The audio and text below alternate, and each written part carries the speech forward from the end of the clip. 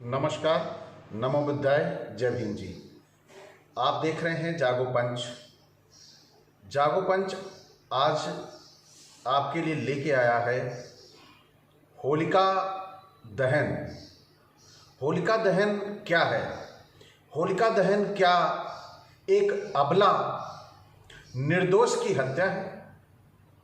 ये हमारे लिए बहुत ही अहम मुद्दा है, क्योंकि ये हमारे समाज की एक बहन बेटी को, निर्दोष बहन बेटी को जला देने का मामला है, जो बड़ा ही गंभीर है। लेकिन हम इसे इस उत्सव के रूप में क्यों मनाते हैं, इस विषय में चर्चा करना बहुत जरूरी है, क्योंकि ये हमारे उस मुद्दे से जुड़ा हुआ है, उस हमारी चेतना से जुड़ा हुआ है जहां से हमारा निर्माण हुआ है। यदि हम अपने निर्माणकर्ता को यूं ही जलाते रहेंगे तो क्या ये हमारे समाज के लिए उचित होगा? तो ये सवाल पूछने के लिए वो लोग नहीं आएंगे जो बैठे हुए हैं बड़े बड़े घाघ न्यूज चैनल या बड़े बड़े सामाजिक घाघ नेता इस विषय में कभी चर्चा नहीं करेंगे, क्योंकि ये मुद्दा आधी आबादी से जुड़ा है। तो आधी आबादी के सम्मान के लिए, आधी आबादी की इज्जत के लिए, आधी आबादी की बढ़ोतरी के लिए हमें चिंतन करना होगा। क्योंकि यदि हमने चिंतन ना किया तो निश्चित तौर पर हम स्वयं के प्रति संवेदनहीन हैं। क्योंकि होलिका एक निर्दोष थी। उस कहानी पे भी अगर मैं बात करता हूं, पहले उस कहानी की समीक्षा करेंगे, फिर असली कहानी की हम बात करेंगे। पहले आते हैं हम, होलिका वरदान प्राप्त थी। होलिका आग में जल नहीं सकती थी। होलिका निर्दोष थी। तो यहां पर दोष किसका था? दोष था उनकी कहानी के अनुसार हिरण्यकश्यप का, क्योंकि होलिका को तो वरदान प्राप्त था, ईश्वरीय वरदान प्राप्त था। अगर ईश्वरीय वरदान प्राप्त था तो वो ईश्वर में आस्था रखने वाली थी, तभी ईश्वर ने उसे वरदान दिया था। अब यहां सवाल उठता है कि वो जली कैसे? उसे जलाया क्यों? वो निर्दोष थी, उसे जलाया क्यों? और अगर वरदान प्राप्त थी तो वरदान काम नहीं क्यों किया? यानी यहां पहले जब वरदान फेल हो रहा है तो इसका मतलब है ईश्वरीय सत्ता फेल हो रही है। ईश्वरीय सत्ता को धता बताते हुए वो आग में जल गई। आखिर कारण क्या था? कहीं इसका कोई लॉजिक आपको मिलता हो या आप विवेक शून्य हो तो कृपया इसे होली के रूप में या एक बहन बेटी को जलाने के रूप में एंजॉय करिए। लेकिन आप जरा सा भी संवेदनशील हैं तो सबसे पहले आप इस पर ध्यान दीजिए कि आखिर कौन से वो बिंदु थे, कौन सी वो घटना थी, कौन सी ऐसी बात थी जिसमें इतना क्रुद्ध होके जलाया गया और ईश्वर का वरदान जल गया और वो बालक ना जला। तो यहां पे संदेह उत्पन्न होता है कि अगर ईश्वरीय वरदान होता या उसमें कुछ शक्ति होती तो होलिका बिल्कुल न जलती। या यहां से उत्पन्न होती है ये मनगढ़ंत कहानी, कैसे एक हत्या को कैसे डायवर्जन कर दिया जाए, उसको दिशा ऐसी दे दी जाए कि वो हत्या न लग के कुदरत का करिश्मा लगे। यहां कुदरत का करिश्मा कैसे कहा जा सकता है कि आज इस वर्तमान युग में कोई भी एक वरदान प्राप्त व्यक्ति नहीं है। यदि उसे लगता है किसी वरदान प्राप्त व्यक्ति को तो वो इसे सिद्ध करके दिखा दे। किसी को गोद में लेके ना बैठे, वो स्वयं बैठ के आग में दिखा दे मैं मान जाऊंगा कि उस समय की घटना वो ईश्वरीय वरदान था और वो बच गया। बहुत ही अच्छा, जो ईश्वर को मानने वाला है वो ये सिद्ध करके दिखा दे।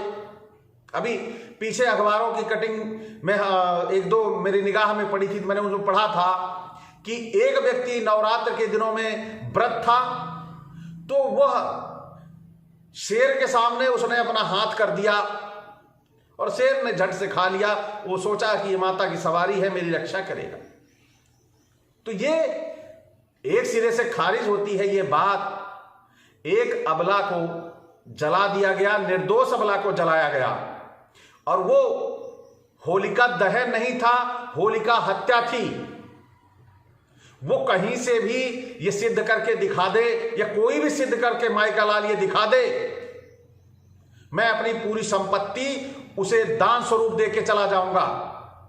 क्योंकि कोई भी ऐसा व्यक्ति नहीं है जो आग में अपने आप को ईश्वर का भक्त बताते हुए सुरक्षित रख के दिखा दे। तो प्रहलाद कहीं कोई आग में नहीं बैठा था। ये एक बहुत ही दुर्दांत घटना है, बहुत ही भयावह घटना है, बहुत ही विकराल घटना है, जिसके जो होलिका के साथ हुआ था। ये एक ऐसी घटना है जिसके विषय में आप ज्यादा पीछे ना जाके अभी हाथरस में हुए वृतांत को आप अपने मानस पटल पर याद करिए, ध्यान दीजिए। और आज उनमें से 3 अपराधी छोड़े जा चुके हैं और एक को सजा मिली है। तो आप समझ सकते हैं यहां पर 3 छूटे हैं, तो वो क्यों छूटे हैं? आज 3 बाहर हैं, एक अंदर है, और उस बालिका के शव को जलाया कैसे गया, जिसे कहा जाता है हिंदू रीति रिवाज। उस रीति रिवाजों को धता बताते हुए हाथरस की बिटिया को रात में जलाया गया, शासन प्रशासन के द्वारा जलाया गया। यहां पे ना कोई सामाजिक अवरोध था, ना धर्म की कोई मान्यता थी। सबको उठा के एक आलमारी में किनारे रख के ये काम किया गया, जबकि सरकार उनकी थी। सरकार चाहती तो कोई वहां पे दंगा नहीं होने जा रहा था, क्योंकि सरकार ने चारों तरफ से पूरी प्रशासन व्यवस्था चुस्त दुरुस्त करी। तो यहां सवाल उठता है, जैसे हाथरस की बच्ची को जलाया गया, जो उसके साथ घटना हुई, उसी तरह बिल्कुल होलिका की कहानी है। उसी कहानी को आप याद करिए। हाथरस की बच्ची की घटना और होलिका की कहानी में अंतर सिर्फ इतना है कि वो बहुत पुराने समय की बात थी, ये नए समय की बात है। इसमें शासन प्रशासन सहयोग कर रहा था, और वहां उन आतंकियों का जिन्होंने होलिका के साथ दुर्व्यवहार किया, उस दुर्व्यवहार में उन्होंने होलिका को जलाया। तो ये कहानी है हरदोई की, जिसे हरिद्रोही कहते थे। हिरण्यकश्यप जी वहां के राजा थे, उन्हें हरिद्रोही कहा जाता था, तो उनके राज्य का ही नाम इन्होंने हरिद्रोही रख दिया। भाई, आप में आस्था नहीं है तो क्या आप उसे धर्म विरोधी बता दोगे? आपके पाखंड और अंधविश्वास में उसका विश्वास नहीं है तो क्या आप उसे धर्म विरोधी बताओगे? भाई, आप एक गधे को भगवान मानते हो और एक सुअर को अवतार बताते हो, तो क्या आपकी बातें मानने वाला ही धर्म का अनुयायी है सच्चा? यह कैसे हो सकता है? तो आप आइए उस वृतांत की हम चर्चा करते हैं, जो हरदोई में यह घटना घटी थी। यह घटना कैसे घटी? वह हरदोई में एक राजा हुआ करते थे हिरण्यकश्यप जी, और उनकी बहन का नाम था होलिका।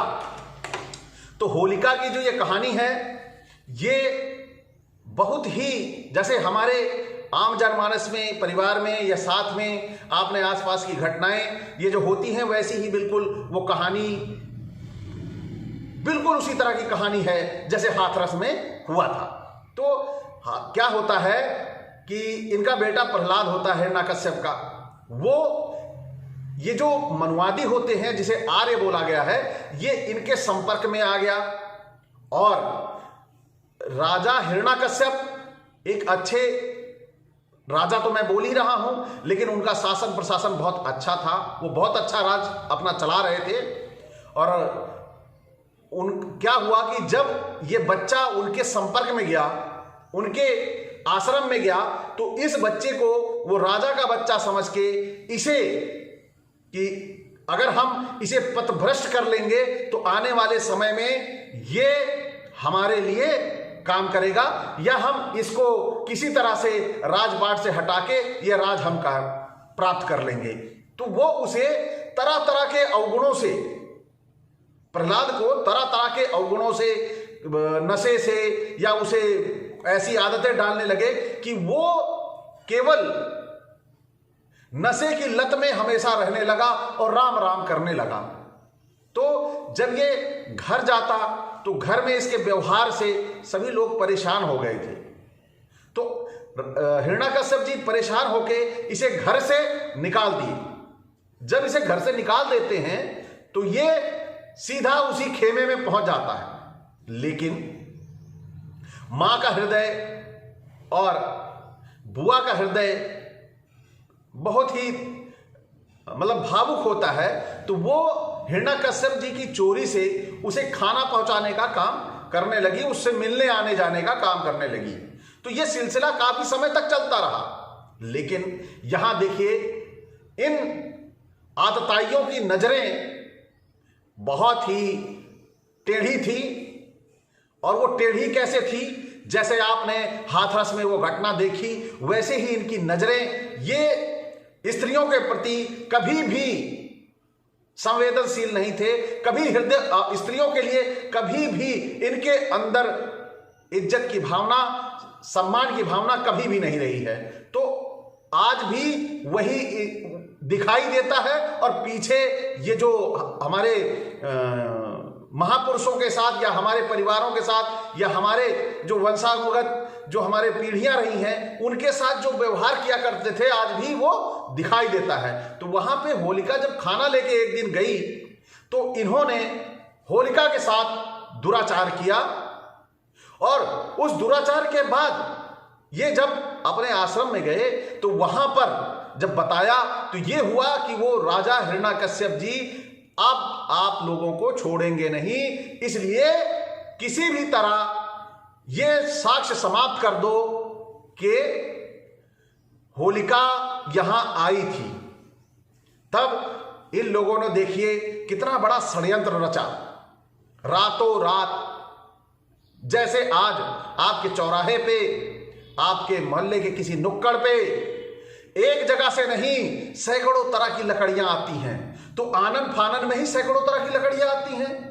अगर सुनियोजित किसी की चिता जलाई जाती है तो वहां पर एक ही प्रकार की लकड़ी आती है।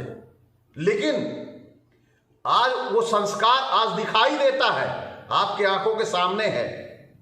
जैसे उस समय जहां जो मिला, किसी का छप्पर मिला, किसी के घर से बांस मिला, किसी के घर से उपले मिली, इसी तरह करके इन्होंने चारों तरफ से लकड़ियों के इंतजाम करके होलिका को जलाया।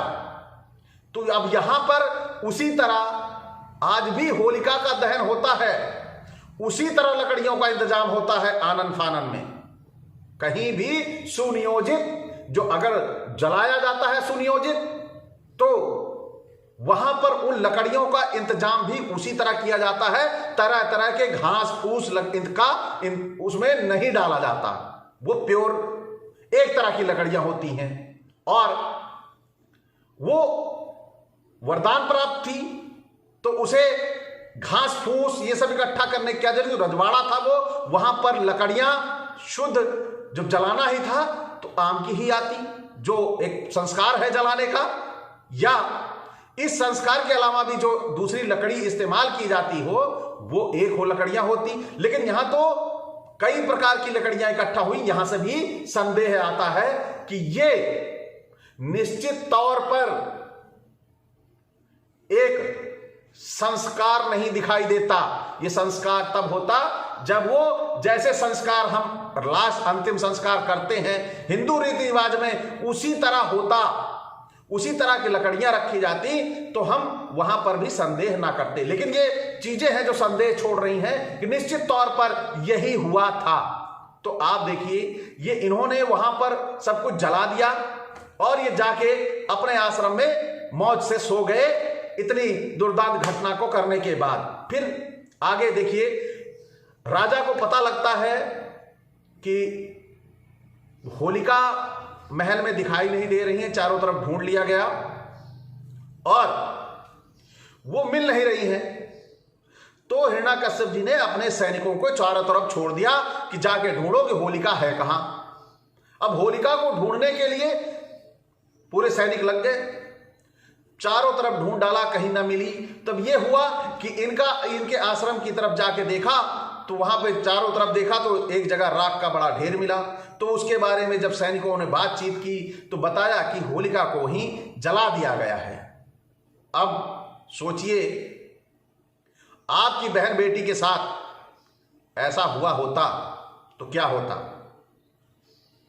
आप देख सकते हैं, वही हुआ होता जो आज हाथरस की जो बिटिया है जो जली थी, उसकी भाभी का वीडियो आप लोग देख सकते हैं। रेफरेंस के तौर पर कैसे छटपटा जाते हैं, कैसे तिलमिला जाते हैं लोग, जिनके घर के लोगों को इस तरह प्रताड़ित किया जाता है या उन्हें परेशान किया जाता है। तो क्या राजा हिरण्यकश्यप शांत रहे होंगे? नहीं, वो शांत नहीं थे।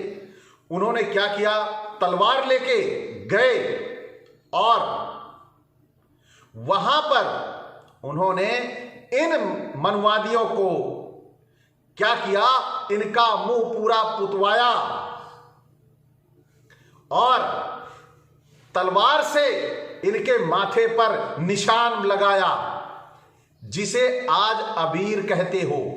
यानी ये कहा कि तुम बुजदिल हो, कायर हो, जो इस तरह एक नारी के साथ अत्याचार किया। तो आप आज वही अबीर, इन लोगों ने साजिशवश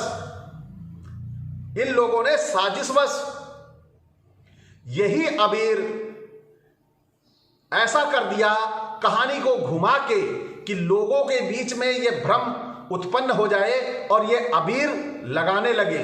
यानी इसे त्योहार बना दिया। यानी त्योहार मतलब तुम्हारी हार, मतलब ये सबको सम्मिलित कर लिया अपने साथ और लगातार उस पे ये अबीर लगाने लगे, जिससे इनका ये कांड पूरा का पूरा छिप गया और लोग आज इसे उत्सव के रूप में और त्योहार के रूप में मना रहे हैं। तो ये उत्सव कैसे हुआ? आप एक लाश जला के आओगे तो उत्सव मनाओगे? तब तो कोई भी अपने मां बहन बेटी का जब लाश जला के आएगा तो वो उत्सव क्यों नहीं मनाता है? होलिका की ही, निर्दोष होलिका, यहां दोष होता तो स्वीकार्य था, लेकिन यहां निर्दोष होलिका का ये जो दहन किया गया, जो उसे जलाया गया, उसका उत्सव क्यों? क्या आपके आसपास कभी किसी ने जला के ऐसा उत्सव मनाया है? या जल जाने के बाद ऐसा उत्सव मना सकेगा?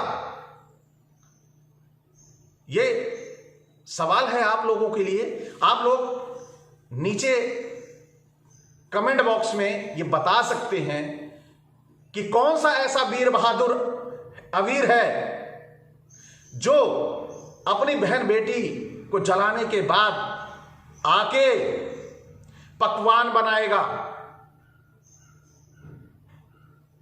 ये आपके उत्सव को, आपके इस जो उल्लास को इन्होंने ये जो आपकी फसल तैयार होने की जो खुशी थी, उस खुशी को इन्होंने लाके यहां जोड़ दिया कि आप इनके किए कृत्य को भूलकर, इनके इस दुष्कर्म को भूलकर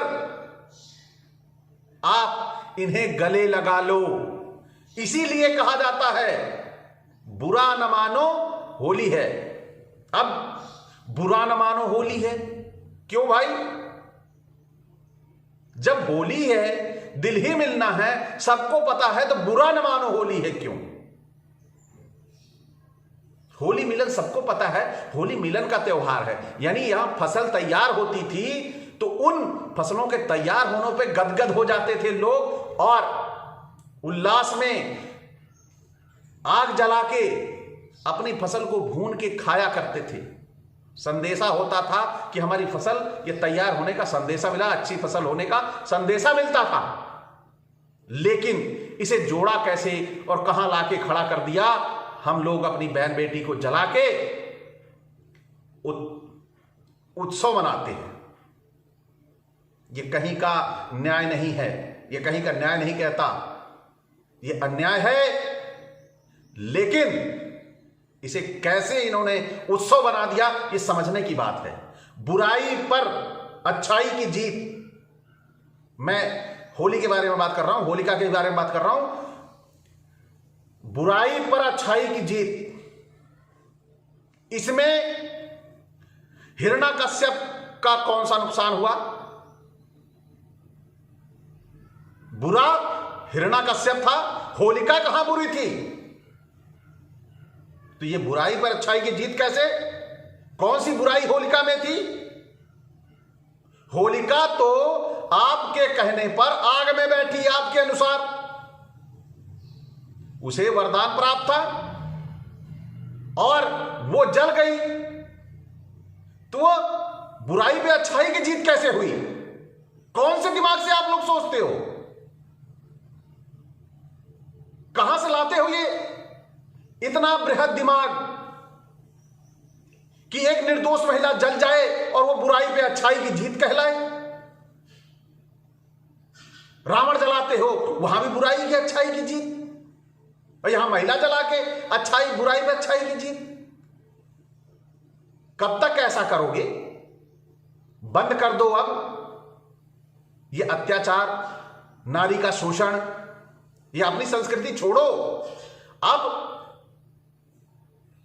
पूरा संसार, पूरा विश्व बदल रहा है, तो आप लोग भी बदल जाओ। यही जागो पंच की आपसे गुजारिश है और आज निर्णय आपके ऊपर मैं छोड़ के जा रहा हूं कि आप सभी एक निर्दोष नारी को जलाकर, नारी नहीं कहेंगे हम उसे, मां, बहन, बेटी कहेंगे, और उसको जलाकर कभी कोई उत्सव कर लेना या उत्सव करके आना तो मुझे जरूर बताना। मैं भी आपके उस उत्सव में शामिल होने का कोशिश करूंगा कि कैसे, कितना आप संवेदनहीन हो गए कि आप अपनों को जला के उत्सव मना रहे हैं। तो आप सभी साथियों से लास्ट में इतना ही कहूंगा कि आप सभी कमेंट करना ना भूलें, क्योंकि जो कहानी का विश्लेषण था और कहानी जो जैसी जैसी ये पाखंड का कहानी रची गई थी, उस कहानी में से जो मुझे ऐसा लगा कि नहीं, ये ग्रहण करने योग्य है, ये समझने योग्य है, ये सोचने लायक है, उस पे मैंने अपनी सोच की अभिव्यक्ति की। और जो वास्तव में घटना है वो घटना ऐसी ही है। तो आप सभी ये कमेंट करके बताएं कि जो मैंने कहा क्या वास्तव में ऐसा ही था। और उन लोगों के लिए जो अपनी मां, बहन, बेटी को जला के उत्सव मना रहे हैं, उनके लिए भी है कि वो आके खुशी खुशी बताएं कि वो भी जला के आएंगे तो उत्सव मनाएंगे, तो मुझे भी पता लगेगा कि नहीं, ये ऐसी संस्कृति के लोग हैं कि जहां महिलाओं को, अबलाओं को, निर्दोषों को जला के खुशी मनाते हैं। मुझे भी तो पता लगे कि मेरे देश में कैसे लोग रहते हैं। तो आप सभी से अब मैं विदा चाहूंगा, लेकिन लास्ट में यही कहूंगा कि आप सभी मेरे इस जागो पंच चैनल को लाइक, सब्सक्राइब और बेल आइकन की घंटी दबा दें, जिससे आने वाले समय में मेरे ये वीडियो आप तक पहुंचे, जिससे मैं जिस तरह सोचता हूं, क्या आप ही की भी सोच यही है, तो मुझे भी जानकारी होगी। मुझे अपने सोच वालों के, मैं अपने समझ वालों के लोगों के साथ अपना मेलजोल बढ़ाना चाहता हूं। तो आपका बहुत बहुत स्वागत कि आप हमारे इस चैनल में आए और हमारे इस जो चर्चा है, एक अबला नारी का दहन, निर्दोष नारी का दहन पे अपना विरोध या सहमति दर्ज किए। आप सभी का बहुत बहुत धन्यवाद, साधुवाद। नमो बुद्धाय, जय भीम जी।